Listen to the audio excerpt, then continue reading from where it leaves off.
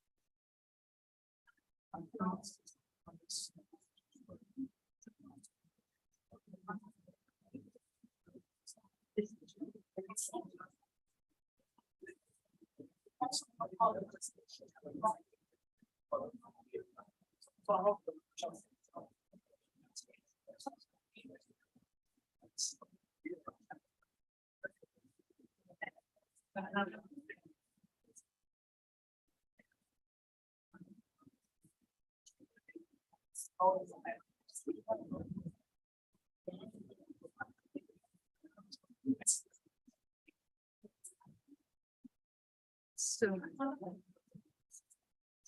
Hello, so, welcome. Yes, thank you. Nice to meet you. so, Yes, Minister. yes, I know. So, Just one question. No,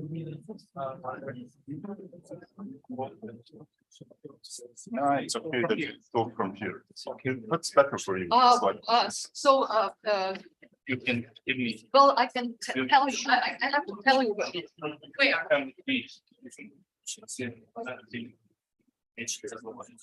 That was the. So, niečo za govor.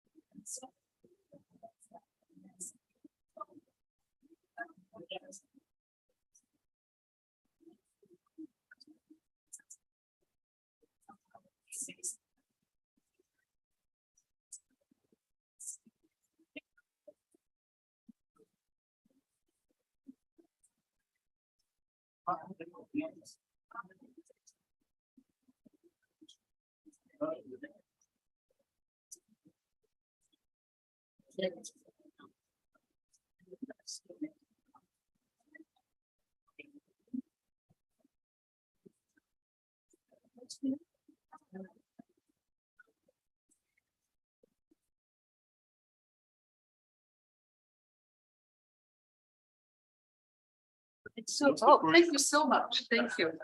And you want me to talk from here or over there? What better suits you?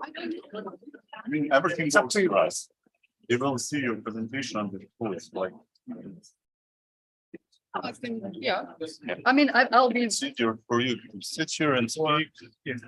I mean, If you are used. I'm actually used to stand, but so work as well. Yes, so we'll see.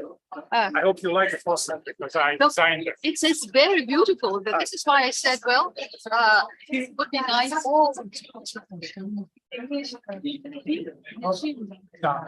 Wow. Great. Yes, Martin. Sigurd.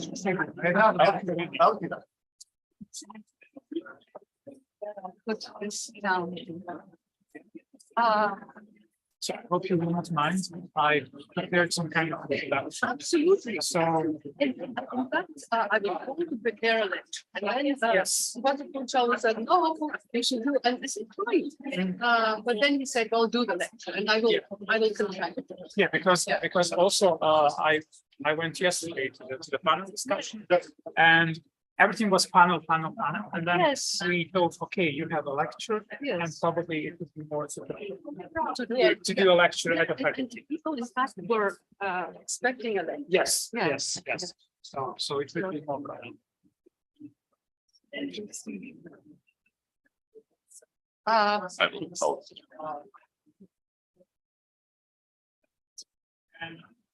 so.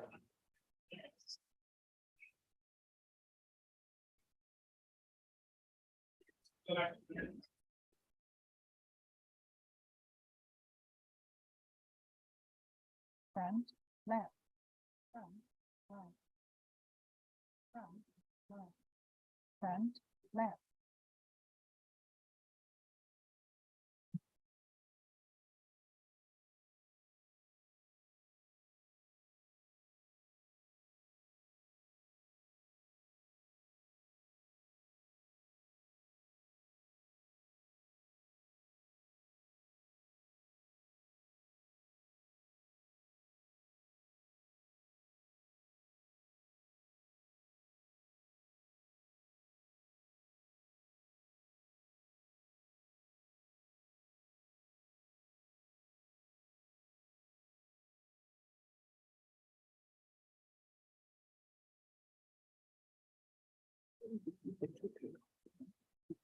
He will bring. He will.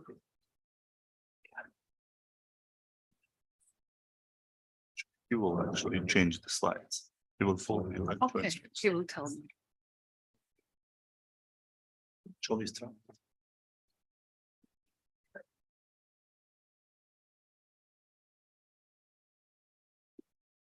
Good afternoon, everyone. We are gathered here today for a discourse that promises to be both enlightening and engaging. I see familiar faces and new ones too, professors, students, our alumnus, the curious public, and each of you brings a unique. Good afternoon, everyone. We are gathered here. مشتاق تو اسمع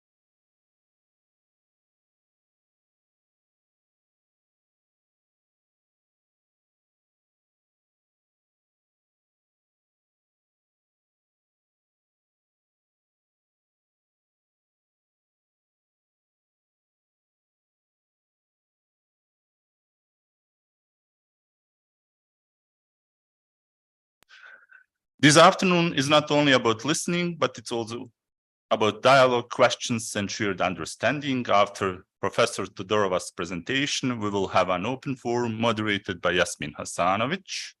Yasmin will introduce Professor Todorova, say a few words about her biography, and after her presentation, we will actually introduce a few questions that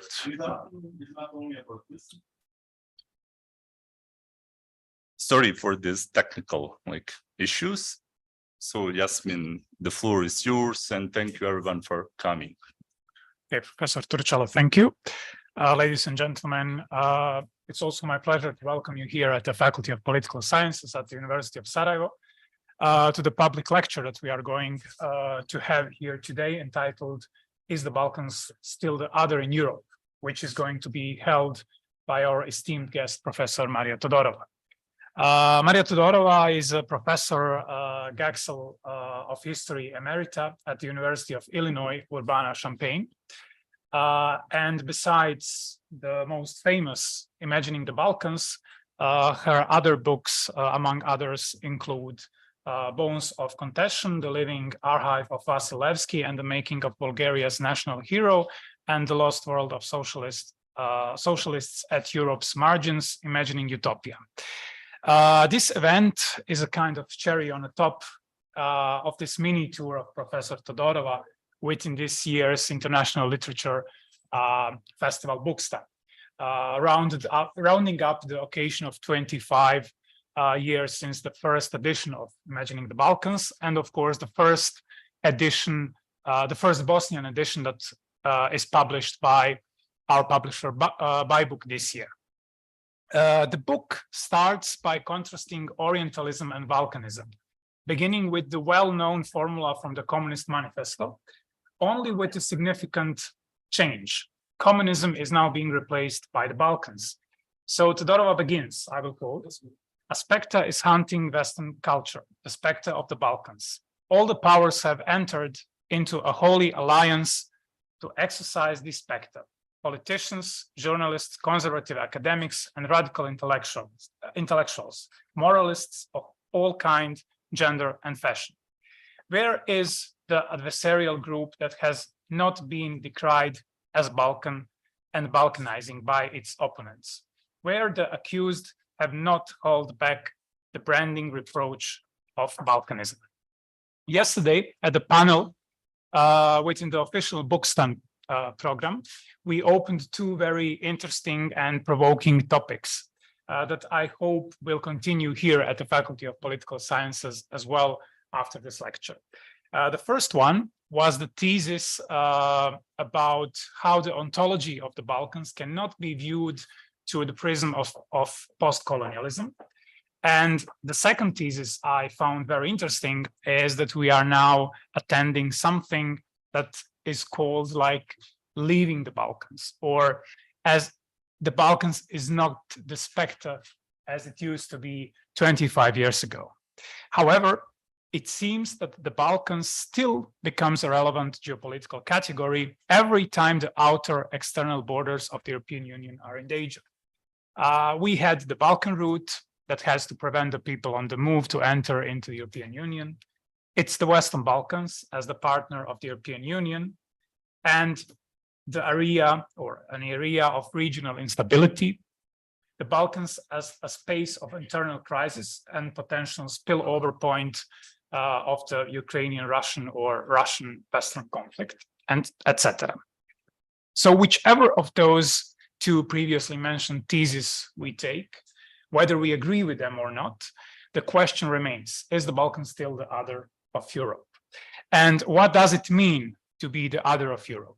And finally, does Europe need another?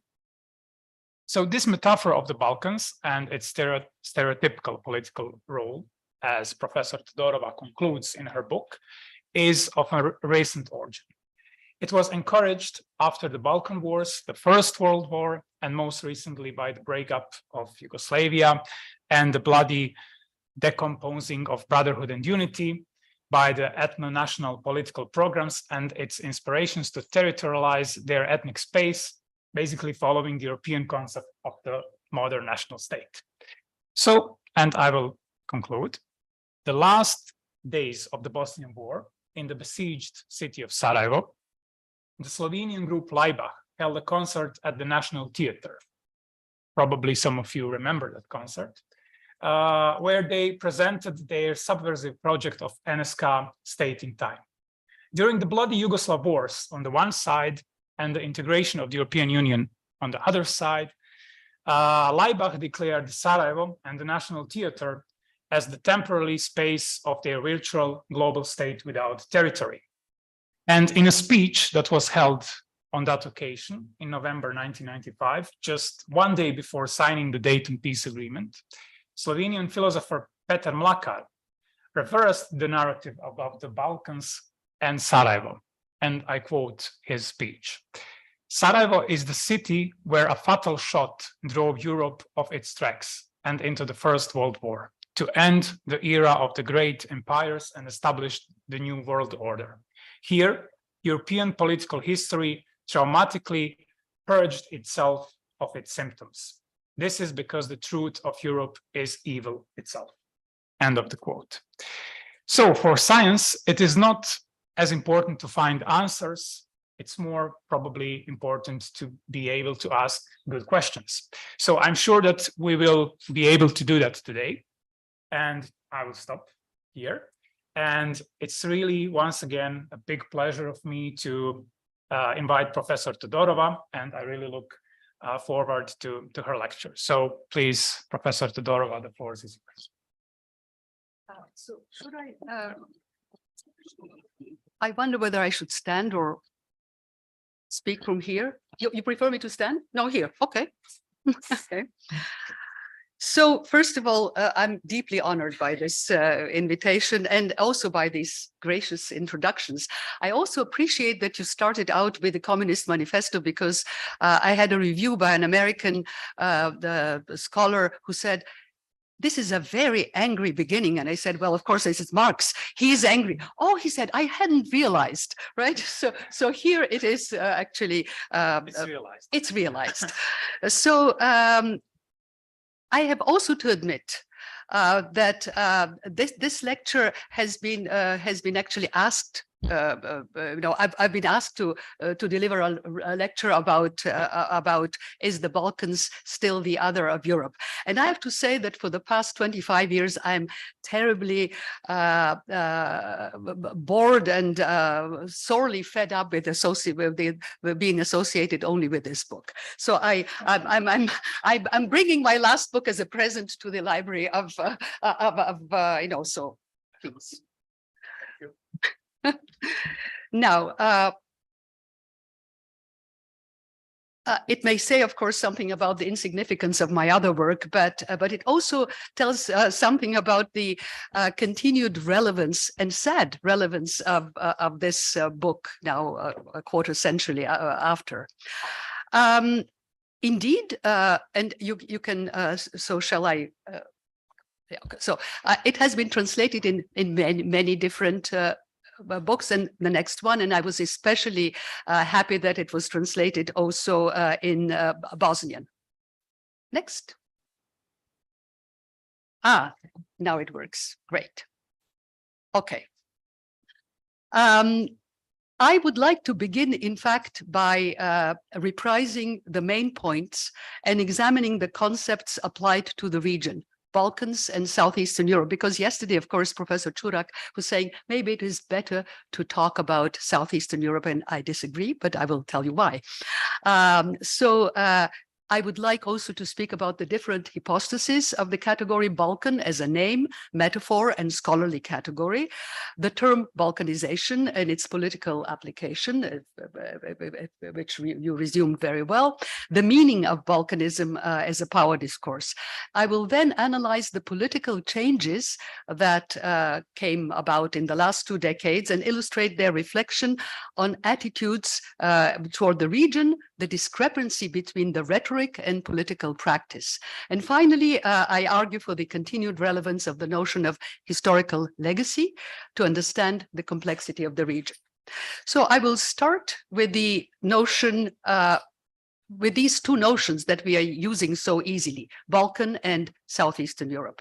These are elements of two very different cartographic taxonomies, even as they aim to describe the same region. Southeastern Europe belongs to a classification that presumes Europe as a bounded territory with a center and respectively with regional positions in relation to the centers, such as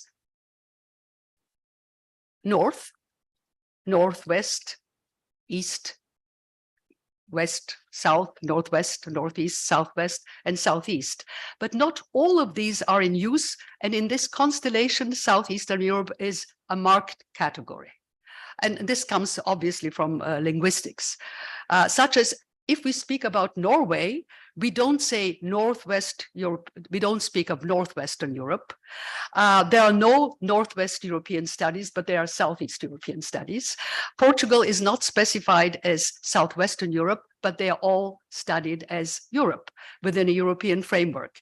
But Southeastern Europe is kept apart, even within the field neutral category, and it used to be a neutral category. Balkan is the older of the two names between Southeastern Europe, but still it comes from the era of early modern period. Both stem only in the 19th century as a name of the region.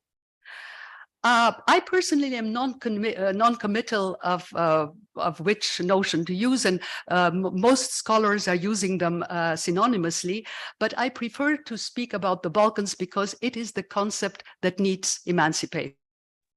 The term Balkan has a number of manifestations that can be grouped into three categories: the name, the metaphor, and a scholarly legacy. At its simplest, it is a name. It was the name of a mountain in the 15th century, actually recorded by a papal nuncio. It said the geographic designation of the region only in the 19th century, but and of course to describe the political entities coming from these region. It is also used as a name, a given name in Turkey, and a fairly common name in Bulgaria. So a brief survey of the different employments of the name Balkan illustrates its life and persistence quite outside and independent of its metaphoric use, and it can be quite positive. Secondly, Balkan is used as a metaphor. Mostly, but not exclusively negative. In fact, for the Bulgarians, for example, it can be a synonym of freedom-loving and courageous. During the 19th century, the Balkans began to be increasingly employed with a political connotation rather than as a purely geographic sense. And it began to designate, as I said, the countries, the territories that were seceding, the states that were seceding for the Ottoman Empire. So here you can see two cartoon maps, one from 1877, the other one from 1900, showing the parcellation of the Ottoman Empire. And of course, coming from Punch, being British maps, they show the obsessive Russophobia at that time in Britain. Russia is the octopus, whereas, as we know, in fact, it was the British who took the largest share of the disintegrated Ottoman Empire. But here it is, of course, Russia. By the end of the 19th century, the Balkans were acquiring a negative connotation for the first time, especially after the Berlin Congress. This was only a gradual process triggered by the events accompanying the disintegration of the Ottoman Empire and the creation of small, weak, economically backward and dependent nation states at a time when Kleinstaaterei was considered to be something that has to be written away. But it was only with the Balkan Wars that a thoroughly negative value was conclusively sealed to the Balkans. And of course, the cruelties that we spoke these past 2 days about the cruelties in these wars in a European climate which believed in the stability of the Belle Epoque, gave rise to stereotypical images of a particularly harsh and savage region. And here we have also the Balkans as a snake, which is a trouble for the eagles, for the noble eagles. This is again a Punch cartoon from 1908. And then you have also others. The term Balkanization, which is the most important notion deriving from Balkan, came into being as a result of the Balkan Wars and the First World War. It is symptomatic that Balkanization most often used to denote the process of nationalistic fragmentation of former geographic and political units into new and problematically viable small states, was not created in the course of the disintegration of the Ottoman Empire.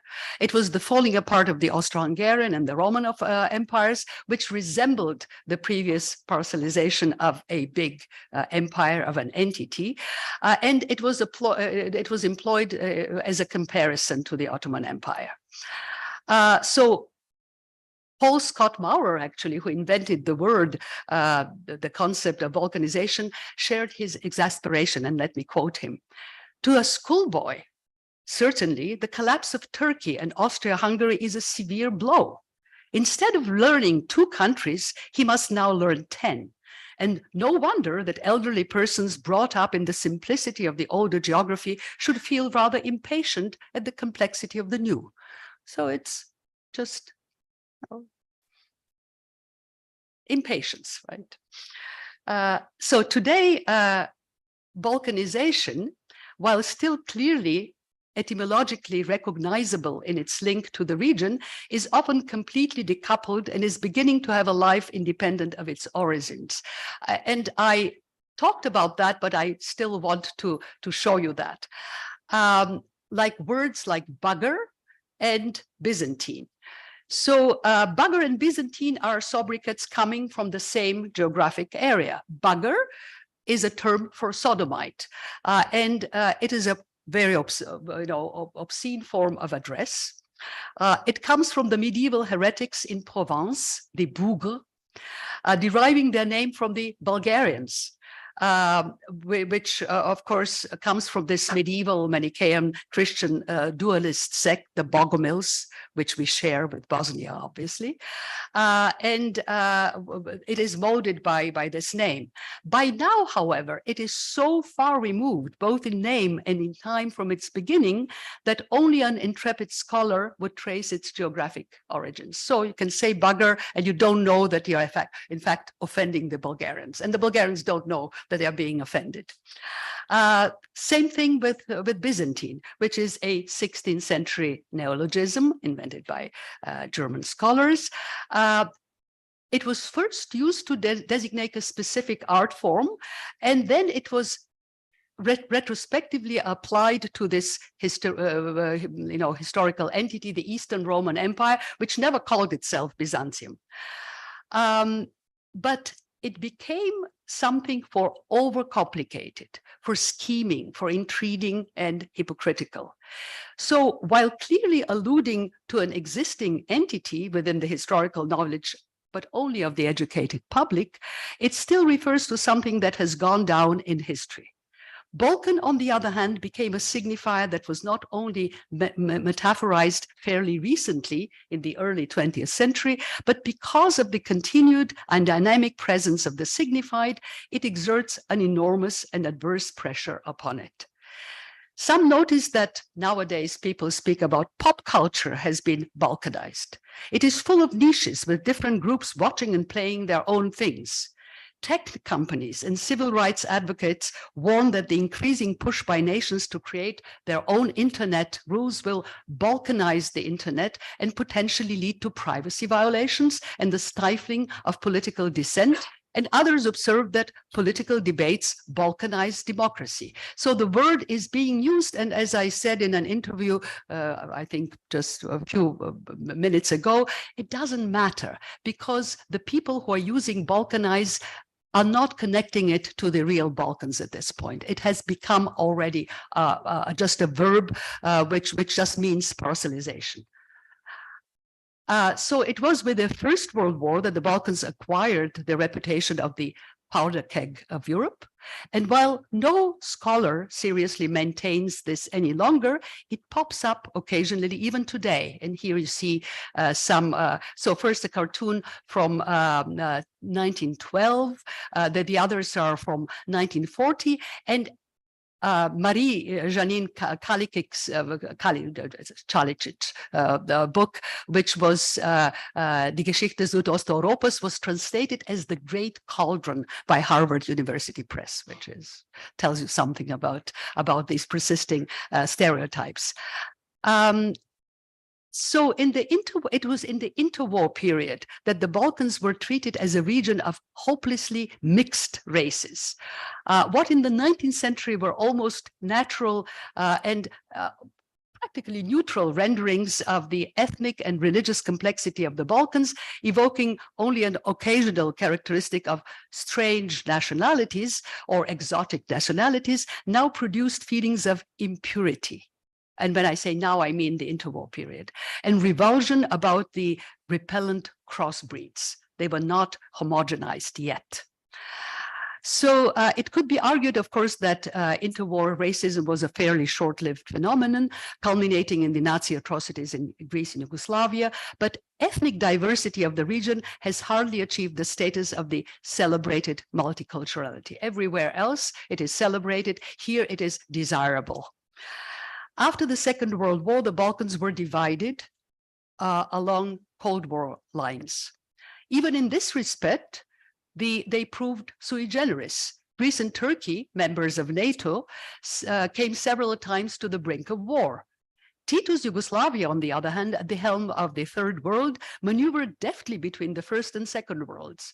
Bulgaria, the Soviet Union's most faithful ally, was more liberal than anti-Russian Romania with Ceausescu.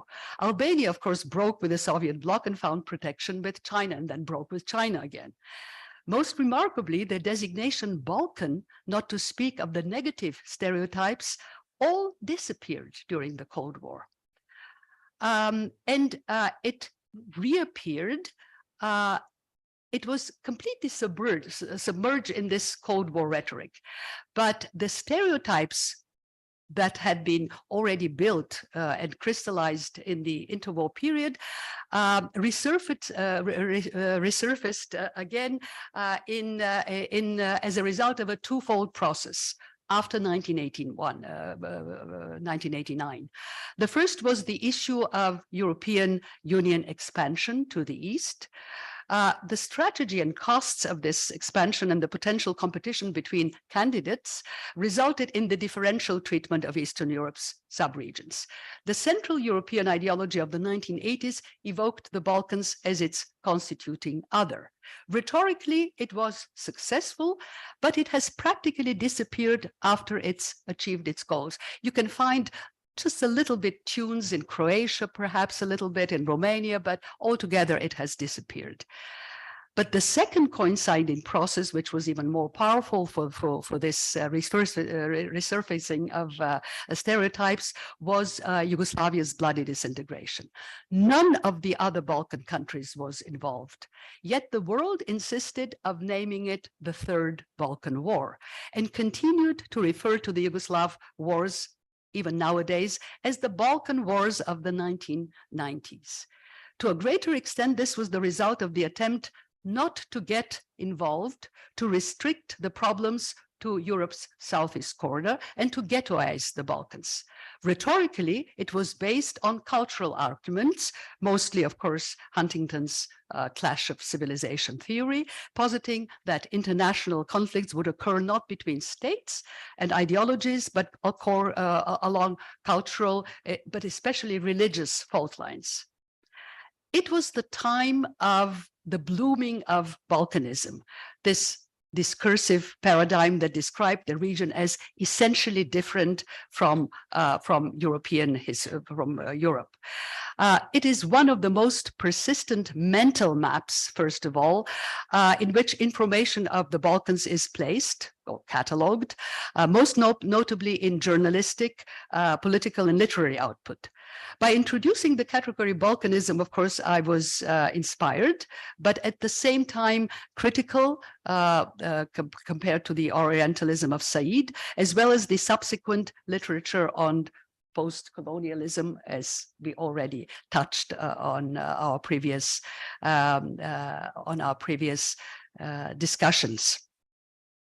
But very briefly, there are obvious similarities between Orientalism and Balkanism.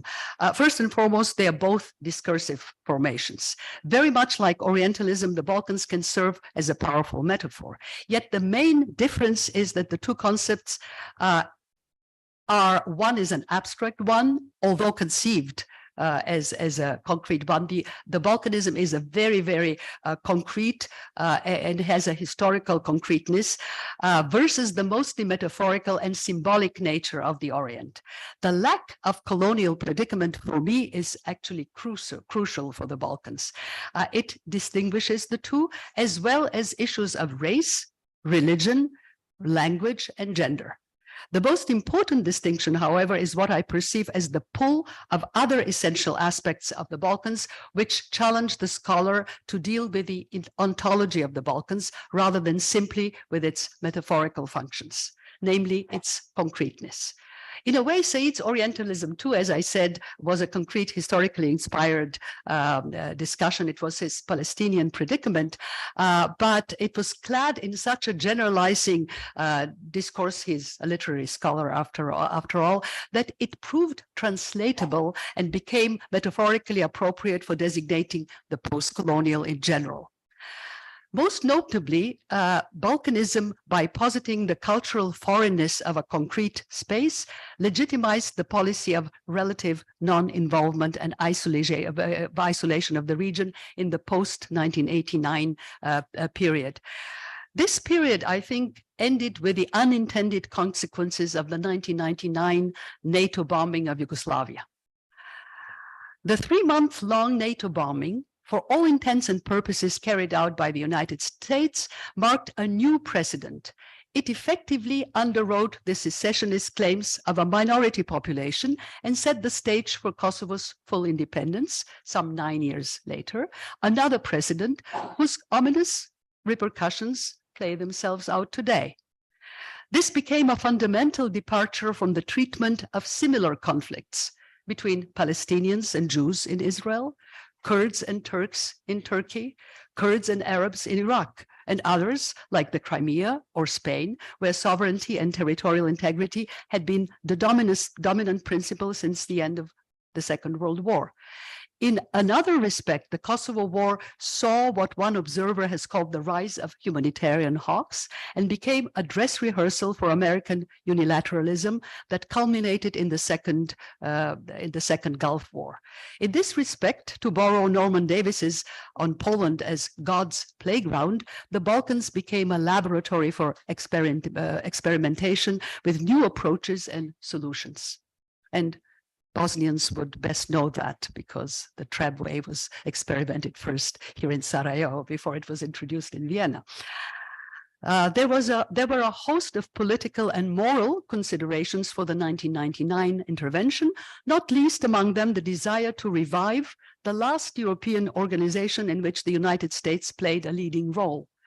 Whatever the motivation, the bombing clearly had, as I said, unintended consequences. Before the Kosovo War, the dominant paradigm about the Balkans translated into the practical ghettoization of the region. The pre-Kosovo European Union visa regime absolved Central Europeans, but not the rest of Eastern Europe and the Balkans, where restrictions were placed and populations could not move. So this was not only discursive Balkanism, it was Balkanism in action. But the rhetorical legitimization of the 1999 intervention as defense of human rights effectively brought the Balkans back into the sphere of Western politics and brought Europeans and Americans deep down in the Balkans. They are running several protectorates like Kosovo and Bosnia. And in this newly devised area of the Western Balkans, I'm coming, so I mean, it's an oxymoron, of course. Briefly, the Balkans have undergone an evolution from the original Europe back to Asia in Europe, to a transitory zone between Europe and Asia, to savage Europe, and back to Europe again. In April 2004, the British statesman Chris Patten, who was the governor of Hong Kong, thus addressed the German Bundestag, and I quote, "It was Bismarck who said that the Balkans was not worth the healthy bones of a single Pomeranian grenadier." You know this very well. He gave this speech in 1876, and Chris Patten is repeating his word. And then Chris Patten says, "I understand what he was trying to say, but obviously our views of what it is to be European today, to say the least, are developed a great deal since this day. The people of the Western Balkans are our fellow Europeans." End quote. The most symptomatic part of this quote is that Chris Patton understands what Bismarck was trying to say. And this describes perfectly the status not only of the new Balkan members of the European Union, but I'm afraid also of the rest of the Balkans and also of Eastern Europe as a whole. They are fellow Europeans, but entre nous and off the record, we know that they are a drag on the European Union. And practice, especially political practice, usually follows one's gut feelings and not what we think we are obliged to say in order to maintain decorum. Still, the rest of the region is no more Balkan, except this oxymoron Western Balkans, but they are effectively part of Europe. In 3 waves, 2004,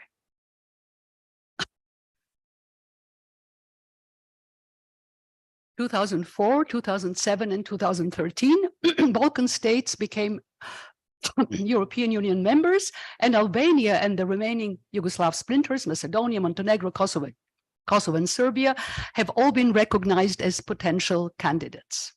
And here you see some of the recent cartoons.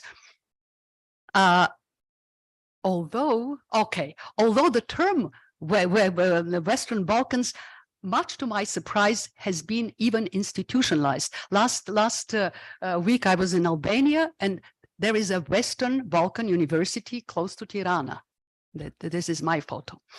So, all of this has been accompanied by this curious but predictable subsiding of the Balkanist rhetoric, though it is still encountered in journalism and fiction, as well as sometimes in scholarship. Even the vocal and often spiteful objections to Turkey's accession focus on Islam, Middle Eastern culture, the women rights, human rights, but they're not clad in the Balkanist rhetoric, nor was in general Greece's predicament during the big crisis of 2015. Thus, 25 years later, while the rhetoric is still with us, it is conveniently submerged, but it still exists. It is readily at hand, but it no longer serves power politics. Balkanism has not disappeared, but has shifted for the time being from the center stage of politics. In the geopolitical rhetoric, the Balkans have given way to other dominant categories: Europe and the Near East, Middle East, China, and now, of course, Ukraine. And I'm glad that you said the Russian-Ukrainian conflict, because yesterday Zelensky was in Sofia and he scolded the Bulgarian president who said Russian-Ukrainian conflict. He said, no, it is not a conflict, it is a war. So we are fighting now with definitions of what is happening. So what is left of imagining the Balkans, apart from the vigilance that the rhetoric is here? So take the Syrian refugee crisis and the reactions of the West, which in some cases revived the Balkanist rhetoric. So the first is a French cartoon where this person says, I don't have any more places. You can take the Balkans if you're interested. And the second is a German one. One of them says, well, there are thousands of refugees again on the Balkan route. And the other one says, Balkan route? Main thing is they don't climb over our own routes. And an earlier one from the Bosnian crisis, of course, this time one of them says we are having the Oktoberfest under clear skies. Oh, it's because Horst is keeping the tent for the Balkan refugees. And the second one is Hungary, Poland, Slovakia, Estonia, Latvia, and Lithuania, who object to this quota for migrants, saying, of course we accept all refugees, but only not the ones from the Balkans. And you see, the Balkans is the whole world. Refugees are the Balkans. And then there is this one, which obviously is about the countries that are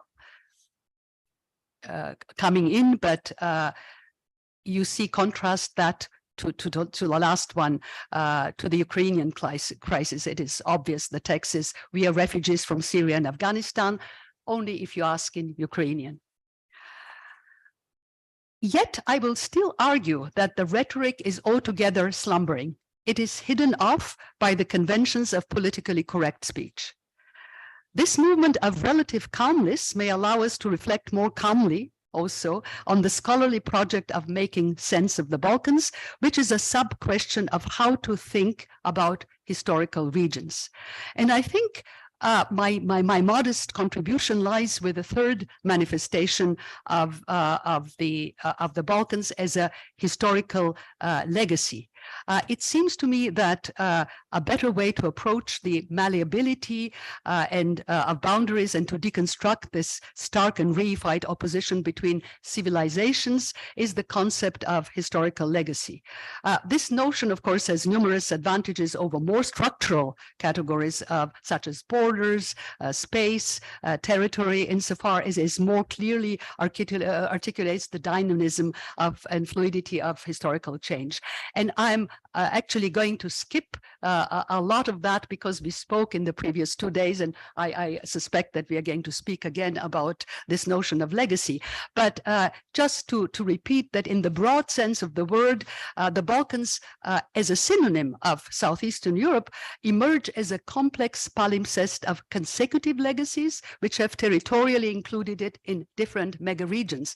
And I mentioned that, but it is always nice to have this visual thing. So the Roman Empire, which left an indelible imprint on the region, included Southeastern Europe into a huge space from the British Isles to the Caspian Sea and Mesopotamia. So all of that is marked by the Roman legacy, but not Northern Europe, not Central Europe, which are supposedly so civilized. And then, of course, we have the communist legacy, which involved part of Southeastern Europe in a space encompassing the whole of Eastern Europe and stretching through the Eurasian landmass to Central Asia, including China, Vietnam, and then Cuba and many other countries. So thinking in terms of historical legacy, characterized by simultaneous, overlapping, but gradually waning effects, allows us to emphasize the complexity and plasticity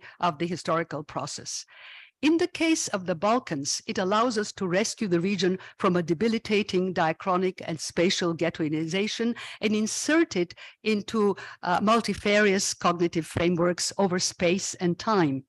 Europe itself in this vision emerges as a complex palimpsest too, of differently shaped entities, which not only exposes the porosity of internal borders, but also the absolute stability of external ones. So in this respect, the tasks for us, for Balkanists and Balkanites, is not so much of provincializing Europe in general, but provincializing Western Europe, which has expropriated this ideal image of Europe for concrete political and moral purposes.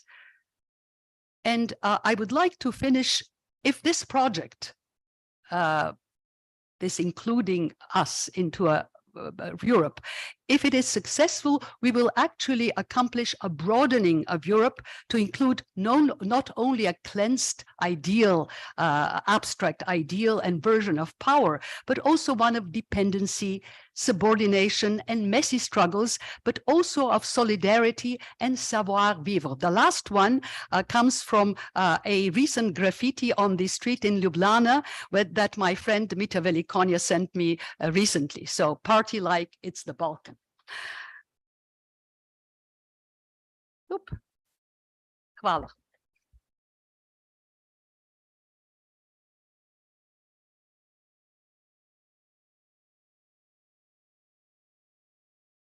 Okay, Professor Todorova, thank you a lot for this really inspiring lecture. And I hope that now we can start discussion. So before I share my comments, probably I will, it's better that I give the floor to our audience and our guests. Okay, the mayor of city of Sarajevo, please. Do we have a microphone or? Yes. Okay.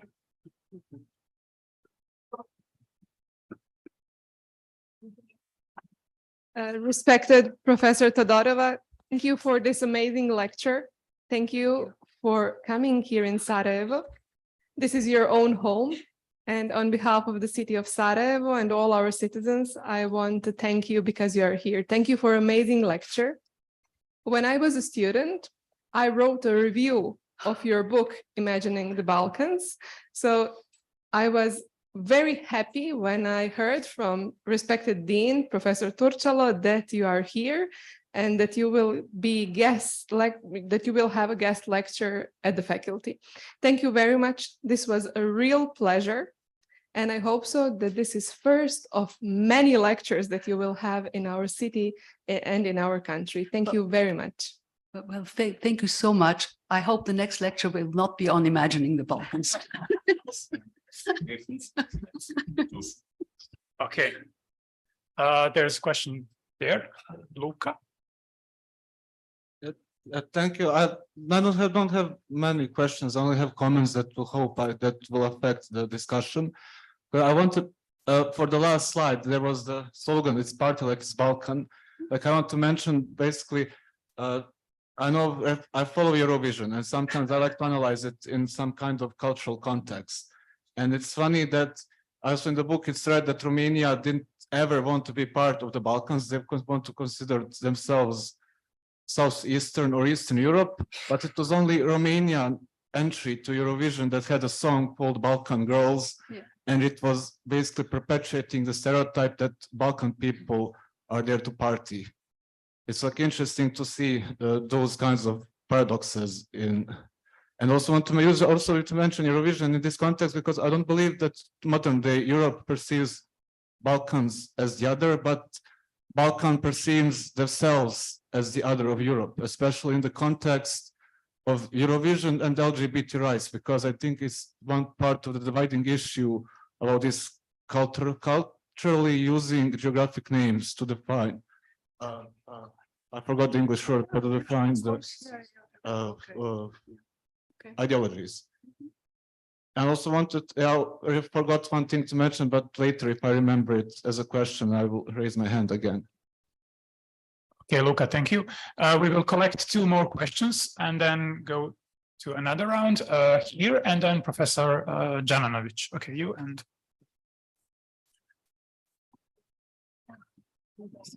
So thank you. Thank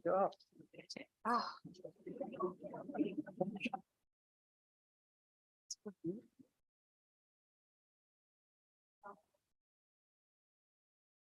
Thank you for this very, very interesting lecture. My name is Stevan Salatic. I'm coming from Banja Luka.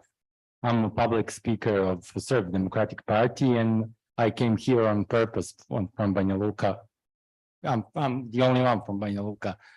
And it's really, really nice to have this lecture. My question is, considering the situation in the Europe in the last 2 decades, can we speak about European personality?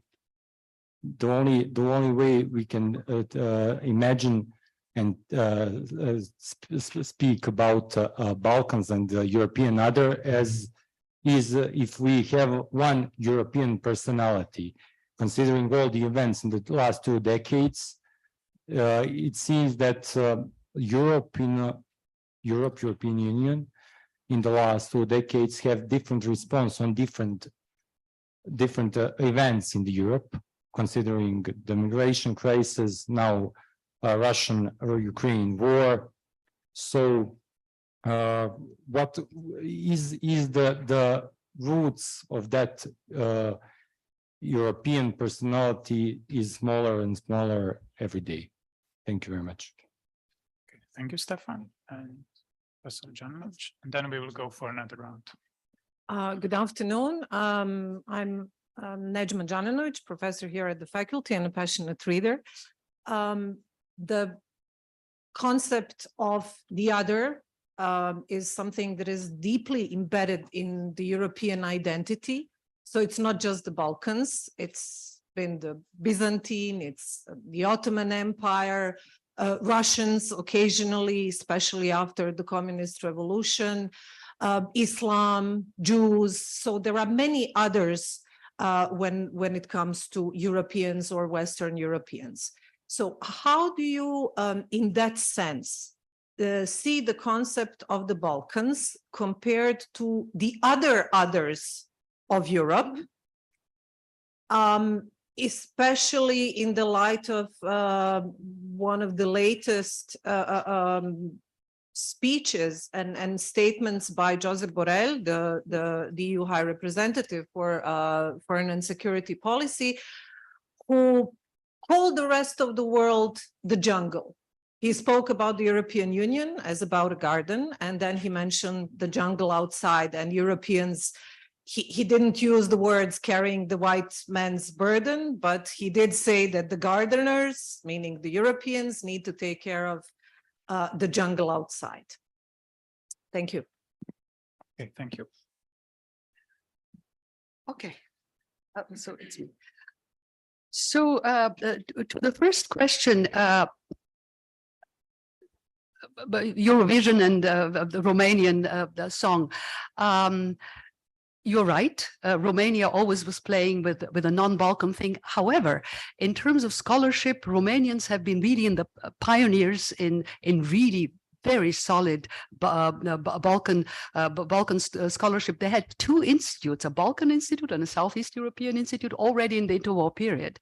So and that continues. There is this auto-exoticism in order to reach, Eurovision, but there is also nostalgia at this point. And the positive thing about what happened after the 1990s is that at this point, Balkan people for the first time are looking across each other's borders. Before, they were looking either east or always to the west. So nowadays they are actually learning about each other, which is quite unique and I think very positive. And so you have constant, very deep relations between Romanians and Bulgarians nowadays. And so even in this last graffiti that I showed you from Ljubljana, you can read it also as a kind of self-exoticism. But I think that the motivation there is this nostalgia. I mean, as you very well know, Slovenia is probably the most Balkan nostalgic place, although technically it should not be considered necessarily Balkan. So when my book was translated into Slovenian, Peter Vodopivec, who wrote the introduction, said, "Why do you not consider us Balkan?" Yes, we are Balkan. So there is this symptom where people are embracing their Balkanness. So it's a two-way situation. Your question about European personality or European identity, there is no European identity. First of all, I hate the word identity because it is too reifying. Balkan identities doesn't exist. There are different Balkan identities, and in some cases you can create a common, you can show commonalities, but this doesn't mean that you have necessarily a Balkan or any other identity. So a European identity doesn't exist. A European ideal exists. And when the Balkans are speaking about that we are not Europe, they are meaning that they have not reached the European ideal. When Europeans are speaking about Europe, they are thinking of the European Union, right? It's not Europe. They also have not reached the European ideal. So that I would say.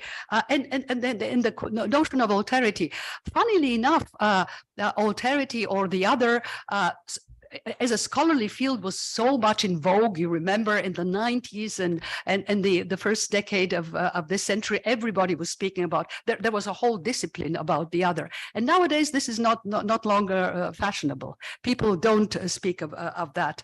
I think that Europe, or the Western Europe, the European Union needed this thing for political purposes, and this is how it was exploited, and of course the reaction was there. But it was also a move to discover the other within the Balkans. So people were beginning to speak about how, for example, the Greeks are othering the Turks, or Bulgarians are othering the Greeks, and so on and so forth. The question, of course, of how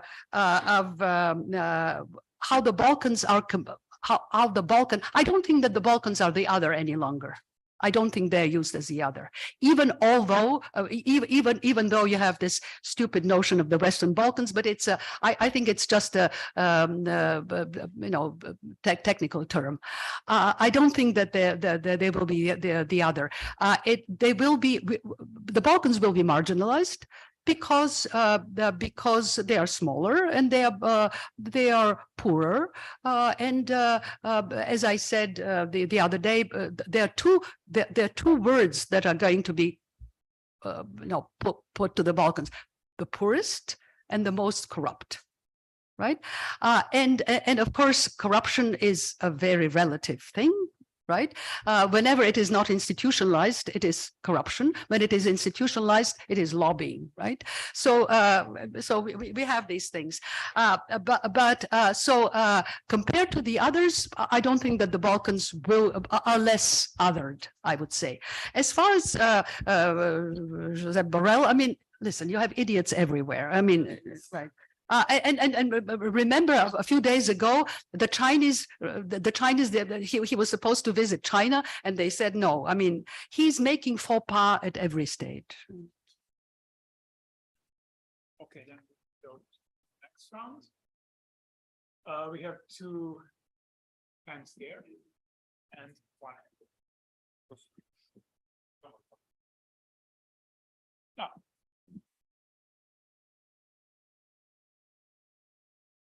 First of all, thank you for a very interesting and insightful lecture. I have a question about a sentence that you have in your book, Imagining the Balkans, the one you don't like to talk about.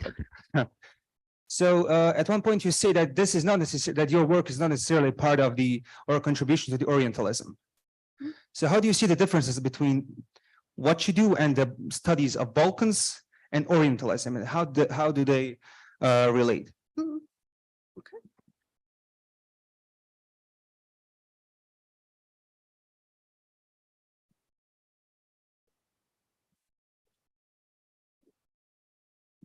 Greetings, everyone. My name is Mustafa Dedovic, and I'm a historian.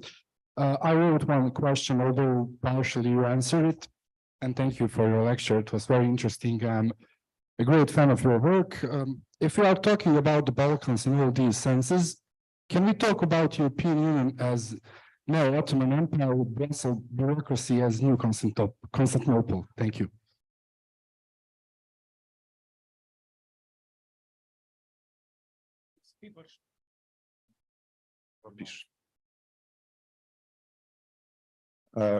Yeah, I was waiting for you to finish writing up the question. My question will actually start from something that you said just now, answering some other questions, but it will point to something else, and hopefully this will also be somehow stimulating for you to think about now. And I will start from what you said, just finishing your last answer, referring to Western Balkans, that you also mentioned during the lecture as some sort of a diplomatic administrative term coined in European, which it is. And we refer to it as a technical term. But I would sort of like to maybe take the term as something a bit more than a technical term, and from this I would like for you to sort of think about an epistemological function that this term may play. And this is like also sort of a proposal on what the new meaning of the Balkan, when seen only as a Western Balkan, could be. This could be a place that somehow still doesn't have or did not import certain epistemology. because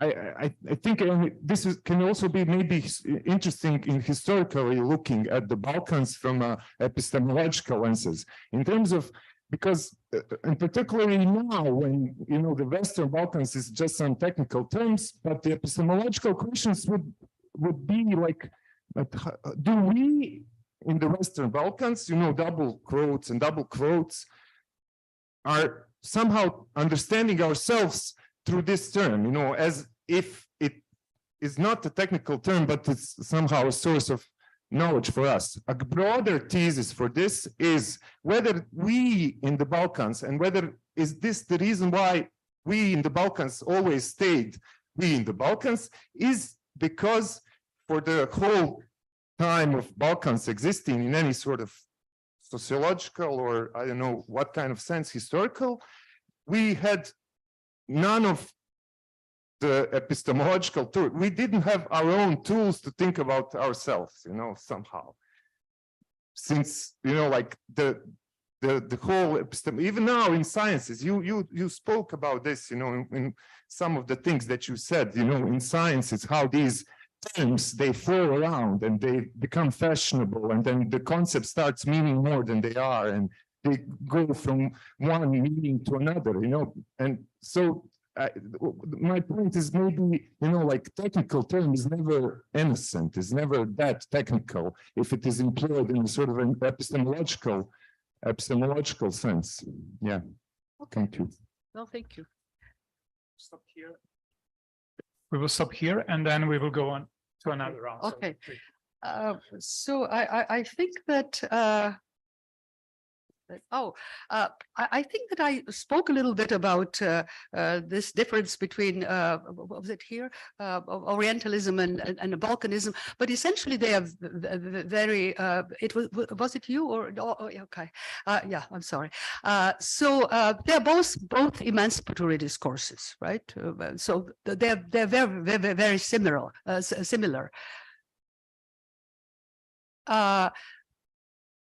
So the only thing that I was maintaining is that one is a very concrete discourse, and the difference is disciplinarian. One is written by a literary scholar, and one is written by a historian.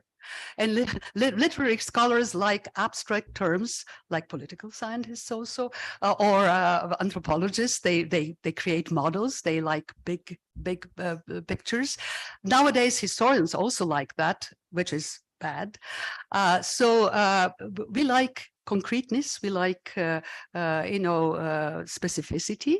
And I was trying to show the specificity, which makes it less applicable generally, but actually much more applicable for the people in the region. Arab scholars hate Orientalism. Arabists don't like Said's Orientalism. They think that it is too general and there is nothing specific about it. But everybody else likes it because, of course, everybody has an Orient. Everybody can other the others as an Orient. And so it is really, it has become a generalized term, and it has become a term even for post-colonialism, although Said never accepted that he is a post-colonial scholar in the sense that it has been used. So is that right? The other thing is about could it be considered a neo-Ottoman empire? Well, we have a neo-Ottoman ambition. No, but even the European Union sees itself as a benevolent empire. It has a certain aims of becoming an empire, and in fact. It's difficult though, but even the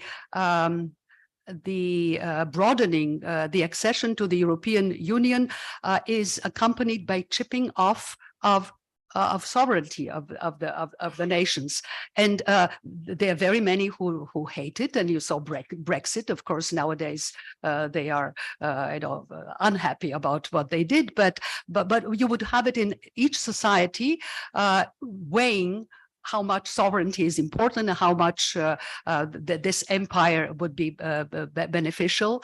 So it has imperial leanings, but I wouldn't call it a neo-Ottoman project. the ways it's more like the Habsburg project through marriage rather than conquest.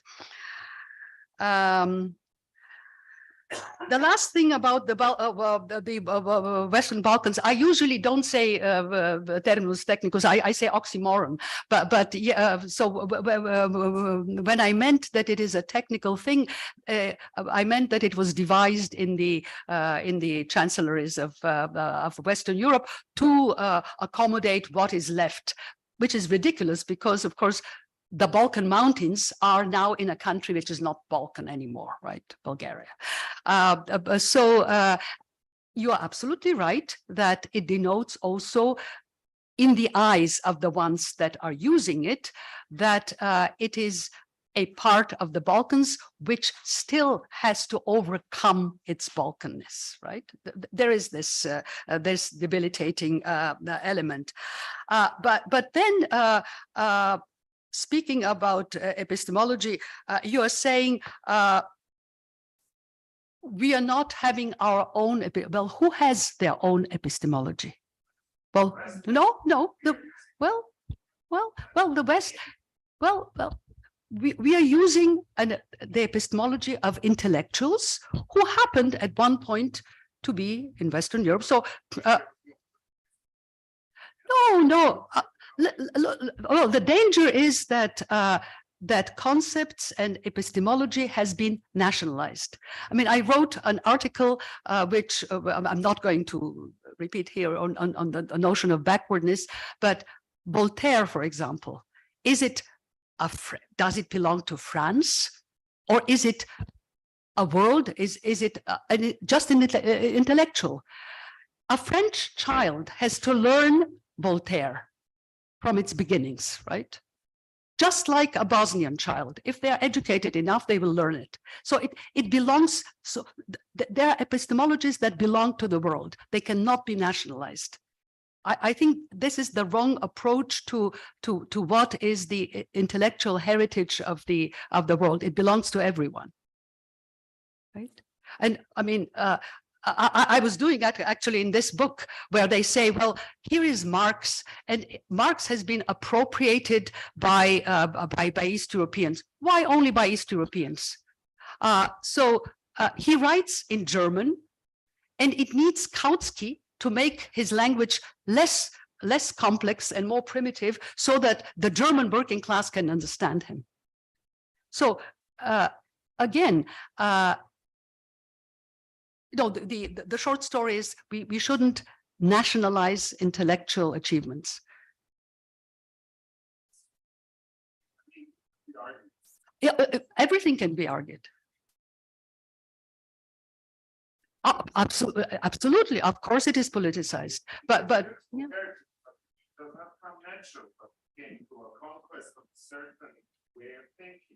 Of course. And then to transmission of political time. This is what I would. No, you're. Somehow it won't. Comes to certain words and content that use, the heritage maybe comes from a certain, point of the world, not necessarily all of it. Right, but we here in the Balkans were so obsessed with the European heritage. And for example, when I'm in the States and we have done an interesting workshop on modernization, and they say, why are you so upset with Europe? I mean, just leave it. Eurocentrism is wrong. Well, I said, we are in Europe. We cannot be but obsessed with this epistemology, right? And even the famous book, Provincializing Europe, is not about kicking out, these concepts. It's inevitable that we are working with them. But we should be critical. Yeah. But everything is arguable, of course. But this is a way to resist this absolute, shall I say, I said nationalization, but the absolutization of these intellectual achievements only in this West European space. Yeah, that's also one ongoing debate within post-colonial authors yes, as well, yes. thinking whether national revelation movements should be treated as something post-colonial because they look towards a national state which is Exactly. European, and so it really is an ongoing debate that Well, unfortunately, yeah, you're right, but then come scholars who say, well, the nation states are not a European phenomenon, like Anderson. It's a Latin. So you know, who is first? This is the you know. But as I said, An it's illness. important to put up new questions. Absolutely. Okay, we have one question here. Sorry, Luca, maybe just to give the floor to people that have not here. Maybe we can go for 4 now. Okay. Okay. Sure. Good. Please. Well, Anissa Shairak, I have one question, which is maybe a little bit different than the whole topic, but it's still very, very related to our discussion today. And it's related to Jugosphere. Jugosphere, you know the term, you know the whole topic about that. I've been on one very interesting, let's say it's a part of the project and it's a concert in Berlin a month ago. And it's somehow it's a project, little project of that foundation. I forgot the name, sorry. But they try to reconnect the immigrants, the people that they live nowadays in Germany, that they belong to ex-Yugoslavia. And the youngsters, the people that they, most of them are born in Berlin, most of them are born here from Croatia, Bosnia, Serbia, Macedonia. And they told me, no, we are not perceived ourselves as a part of the Balkan region. We are much more the part of Yugoslavia. Of course. Yeah. What do you think about that? Oh, but it's very natural because they're immigrants. Yes, but Yugoslavia never perceived itself as Balkan. It started looking at the Balkans after it disintegrated, right? As a geographically, you know, not socially, not culturally, as a part of the Balkans. You were looking down upon the Balkans, right? If I may say the you thing, but the Yugosphere is also a very nostalgic thing, and you have it also in the United States. You know, all the emigres feel, you know, this Yugoslav, they feel Yugoslav. Yeah, which is preferable, much proper for us. I mean, just your opinion. To be part of the South Europeans, to proclaim us as a part of the Balkan, or to be ex-Yugoslavians? There is no appropriateness. You feel as you feel. I mean, it's no, there is no appropriateness in the way one feels, and one feels in these cases usually by what one is taught in schools or by the families, right? It is something which is imposed on you very often. Okay. Yes. Okay. Then. Okay, thank you for your amazing lecture. I wanted to ask more about this thing on post-colonial studies. So, like I went to this broad literature, rereading the post-socialist countries in the post-colonial theories, and I wanted to know, from your point of view, which are the risks of using post-colonial theories applied to Balkans, and if it's a problem like the one with the Orientalism of generalizing, or which are the thing that we should consider in this, like for me, I'm speaking not as a Balkan person, so it's much more difficult.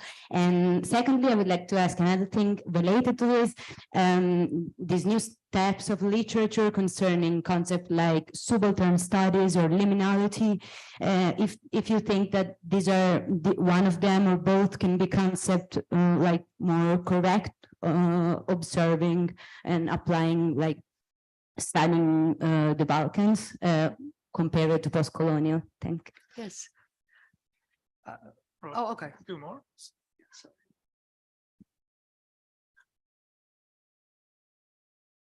Well, good afternoon again, and thank you so much for your lecture, Professor. Coming back to the differences that you underlined between Orientalism and Balkanism in your book, I remember reading it that you underlined the femininity and exoticness of the Orient as it was portrayed, as opposed to the masculinity tribal portrayal or image of the Balkans. And then building upon the first comment, Luca, if I'm correct, he was also mentioning how Europe, Western Europe, is often using human rights discourse, and in particular LGBTQI rights, as and advocating for those rights as a way, let me put it in a correct term, to advocate, let's say, or to exercise soft power here in the region. Do you think, or do you see this, I'm not sure if I can call it historical legacy, but at least like the way the Balkans were portrayed as a masculine is somehow a source where we can see like the narrative used often by the Western countries to influence or advocate for LGBTQI rights here, which in my opinion is also very dangerous terrain because it can deprive local people from their agency, or it can be just misused as another way to exercise influence or to shape the narrative, or at least to put the European Union in a position to say, yes, we are for human rights, we're better, let's say it. Okay, and this will be the last question. So we, unfortunately, I know that there are a lot of questions, but unfortunately, we have to stop at some point. Okay, so thank you once again, and Dobar dan, and thank you for being here. I'm also coming from the rest of Europe. I would like to bring even more confusion to this approach to terminology from a purely political scientist perspective. I also need to specify, and here during this visiting opportunity that I had the chance to benefit here at the Faculty of Political Science in Sarajevo, I also I delivered some activities and workshops also building on the legacy from both political science perspective, as I said, but also historical and administrative, challenging the term Europe itself, because it's part of the ambiguity that here we are referring to Europe as equivalent of European Union, which is not. And I also remember from Bulgaria, I worked there during the transitioning period of the last accession before this part of the world started to join, so Croatia now like as the last member, and how this belonging to and shift from the term Europe to European Union, which is also a contradiction in itself, to refer to a geographical entity and even a continent, using the equivalent of a supranational, sovranational entity, which is an abstract, although from a not from a from a literary perspective, like in Said Orientalism, as you correctly introduced, from an administrative abstraction, but still an abstraction. And also here I would like to conclude with the contribution brought by the word system analysis. So using this challenge against nationalism of intellectual achievements, as you also said, and especially the work by Boroch, so not coming from the Western Europe, but using this global Europe and imperialism, also considering the main difference, which is the application. So joining now is not a conquest, but is kind of this process, endless process of negotiating, and so being also the motivation part of incorporating the acquis, and this is also somehow affecting the sense of belonging and still otherness, if you would like to say, and to define as that. Thank you. Okay, thank you. So the Yugosphere we already dealt with. Were you yesterday at? Oh no, so So should I do a lecture on post-colonialism? I mean, I've been caught, even when I wrote the book, some my literary friends were saying, why aren't you too, why do you insist on, why are you too much of a historian? It should be postmodern, it should be post-colonial. And the reason I objected was that post-colonial is also a emancipatory discourse, which puts the Balkans and everyone in a universal discourse, right? And this might be, very nice. And this is the reason why you mentioned the article of Verdery and Sharma, between the post-socialism and post-colonial, the idea to do away with the second and third world. In fact, the second and third world are the same, which is, according to me, not the same thing. So again, I come out from a theoretical point and then from a concrete point. And the theoretical point is that people who, and you would know about much better, political scientists, there is a very interesting literature on what is empire and imperial versus what is a colonial empire and colonial, and they are different. And people are usually, embarrassed by the fact that these two notions are being conflated and are being used as synonyms.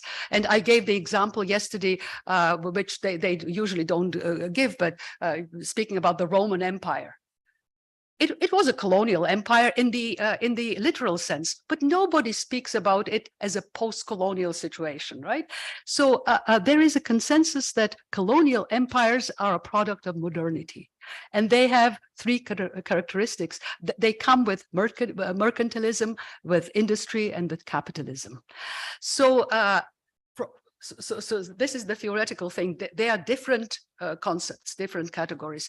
The other one is coming out of an example, so inductive versus deductive or whatever. The Ottoman Empire. Was it a colonial empire? No, it starts out with an imperial vision, which is, of course, looking back to Alexander the Great. It starts out in a very different way. So first of all, when you look at the way scholars are cataloging empires, they are cataloging them usually based on their characteristics, contiguous versus maritime empires and whatnot, but also during the times in which they exist. So they're pre-modern empires and the modern empires. And in general, colonial empires, as we use them, are modern empires. The Ottoman Empire was not a modern empire. Not only that, it doesn't have the usual characteristics of an empire, which is a metropole and a different institutional treatment of the other colonized territories, like it would have, for example, in the British Empire, right? So the Ottoman Empire is not that. It doesn't have the ameliorative project. It doesn't have this mission civilisatrice. It doesn't have it. It did have it, by the way, a little bit at the very end of the empire vis-a-vis the Arabs, never vis-a-vis the Balkans, where they were looking up at the Balkans, right? So they didn't have it. And there is no residue of the Ottoman Empire, except, of course, these waning characteristics in terms of architecture and all these things that are, nowadays we are using them mostly for touristic reasons, right? It's part of the beautiful exoticism of the region. But there is no linguistic residue because post-colonialism is essentially a discourse which was created by the school, by the subaltern school in India. It is a thing which was for the Indian subcontinent, but because of the power of how it was narrated, and also because of this saintly figure of Mahatma Gandhi or Frantz Fanon, it managed to be universalized. And now East Europeans are on the bandwagon of this post-colonial discourse. But the same thing nowadays is happening with another notion, which is similar. So I was talking to younger people who say, well, but what do you think? Well, post-colonial, all right, you might be right, but decoloniality, which comes from Quijano and from the Latin American scholars. And again, decoloniality is something which describes the predicament of the South American continent. And again, they insist that there were colonial empires there, which where you have a linguistic residue, and the attempt to be to decolonize yourself, not only in the metaphorical way as literary scholars nowadays are using it. We have to decolonize our minds. So for me, there is another thing also, as far as the Ottoman Empire is concerned. No one in the Ottoman Empire, I mean the future nation states, nobody considered themselves colonized. The only people who were speaking of a semi-colonial status were the Ottoman elites in the second half of the 19th century. No, because of the economic power of Western Europe. And so I think that this subjectivity matters. It's different now. So when I say I'm not going to use the notion, because I think that it flattens the experience. It flattens the historical experience of the region. Yes, it partakes in a universal discourse, which is nice, but then how are we different from the rest? Everybody now is colonized. So I have two objections to that. One is epistemological, right? There are different ways of subjugation. You can be enslaved, you can be conquered, you can be imprisoned, you can be beaten, right? You can be just dependent, economically dependent. You can be just, Gramsci's hegemony. This is also a kind of subjugation. But there are different ways, and all of these emanate from a center. And so when we were speaking of liminality, yes, liminality and peripherality are good concepts, because these things are emanating from the center and they're different. Slavery is not equal to hegemony.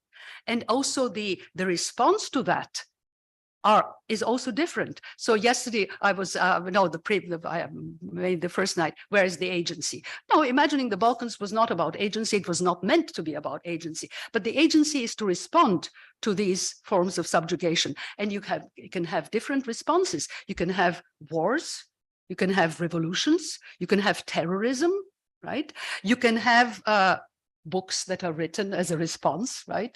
Ideas are also a response to these things, but it's not the same as decolonization. And what pisses me off, I'm sorry, mostly about that is that it is a kind of lament against, oh, it's the trauma, we are always colonized, we are always victimized. And this is debilitating. It's a kind of auto-debilitation.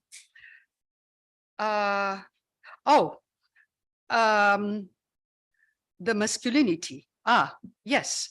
Well, the masculinity was there because the idea was to show the violence. It came at the time when these stereotypes were meant to depict the violence which is going on in the Balkans, and therefore the focus was on masculinity. Whereas in the Orient, you had a time which Orientalism. I mean, if you look at the artwork, it begins, in fact, much before politics has come to the idea of parcelizing the Ottoman Empire, etc., etc. So it has different roots.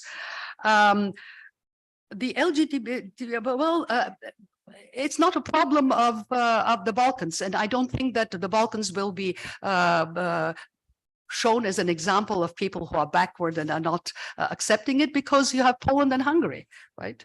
The excellent parts of Eastern Europe. So you have also Southern Europe, which does not accept it. So you have different traditions, and I think the opposition, in some ways, it is not necessarily against LGBT rights. It is the manner in which they were imposed, and this is what people hate. I mean, I've been talking to people, obviously in some of the Balkan countries. Why do you object? I mean, this is normal. They say we don't object. We have friends, and that's normal. But the way this is being imposed on us by the European Union, precisely because of this, as your neighbor said about the motivation, it's part of the motivation, right? You have to conform to certain demands. This is what people resent, right? And it's a matter of, of dignity in the end. People don't want to be imposed, whatever. Oh, yeah. I mean, I think I mentioned Europe is an idealized thing, both for Eastern Europe, also for Western Europe. But some in Western Europe think that they have achieved the ideal, so they speak of themselves as Europe. But European Union and Europe are different things. Nowadays, in fact, I would say that there is a new song which is being sung. It's not Europe; it's Euro-Atlantic values. That's what I hear in the political air. Okay, Professor Todorova, thank you a lot once again, and thank you a lot for your patience and questions.